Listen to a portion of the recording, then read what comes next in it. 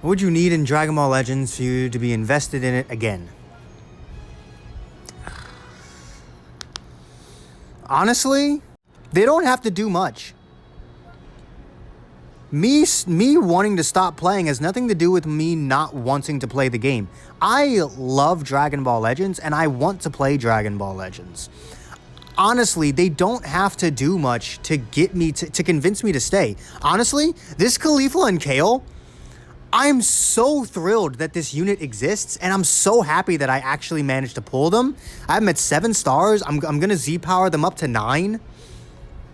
This unit by itself honestly excites me. The team I'm using with them is really fun. Like, I'm enjoying Dragon Ball Legends right now more than I have in a long time. There's been a lot of events that have given a lot of crystals. Literally, they just need to do this exactly what they're doing right now, but make it normal. Why is it that during a celebration, that's when your game decides to actually be interesting? Why can't your game be interesting year round and then just balls to the walls good during your celebrations? If they just did this year round instead of only during half of their celebrations, I would this would be one of the best mobile games ever. The amount of potential in Dragon Ball Legends is dumb. And if they just did this BS, if we got a raid every single week, or at least every other week, at least once per PvP season, give us the Just Try to Surpass Me once a month for every step up, give us these battle gauntlets, but remove the first 70 battles because they're fucking useless, and have these be an every PvP season thing. And then give us like give us a rotating Galactic Patrol, Leave It to Pan, and whatever the other thing is that gives you energy and skip tickets. Have those on rotation every PvP season.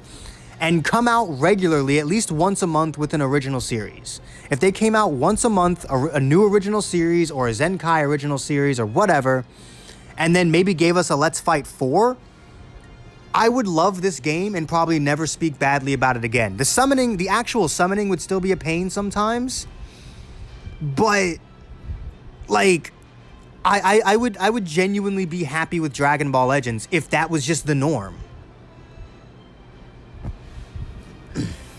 It's not a lot. I don't think that's a lot to ask for either. Rotating events that give us consistent but not like overwhelmingly high amount of crystals. And just give us something to do. There should always be something to do. You can do your story mode updates every other month if you want. I wish they were a bit longer, but I know how hard it is to write and, draw and all that.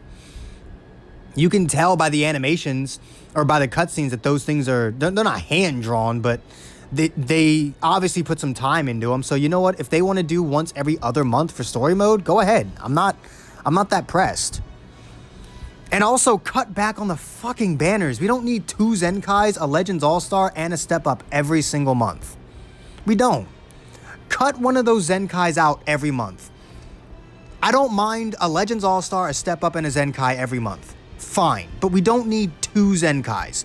Take one of the Zenkais out, or replace that Zenkai with an EX Zenkai, so that we're not using crystals for it, and boom, your summoning is a lot less stressful for free-to-play players. And fucking give step-up banners GSP multis. At least starting from like step 4 when they become full price multis. All full price multis on step ups should be GSP multis. And there we go. I just fixed Dragon Ball Legends in its entirety and did not actually change anything about it. I just made everything it currently does more frequent. Also, you can have the Hoi Poi coins on a PvP seasonal basis. Maybe you don't give us LFZ power every PvP season, or actually you could have it just be one thing of 100 LFZ power every PvP season, or you could keep it at 2. I'd keep it at 2.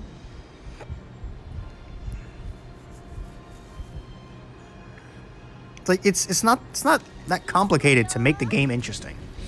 What's your stance on the game treating its free-to-play players versus pay-to-play players? That's the thing. Like, if they implemented everything I just said, free players would not have that much to complain about anymore. We'd get consistent crystals, we'd have consistent events, and I'm perfectly fine with their pity system being geared towards the paying players. That's what a pity system's for. A pity system was never going to favor free-to-play players. I understand that. I don't really have an issue with it. Like, it doesn't affect me either way. I'm just as well off with it as I was without it. The pity system hasn't changed the way I summon at all, so it's whatever. It's just, I think they forget that the vast majority of their player base is free to play, not pay to play.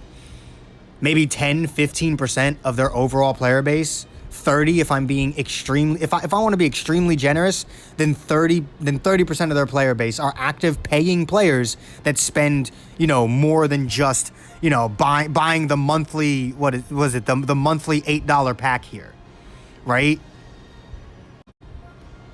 Whoops.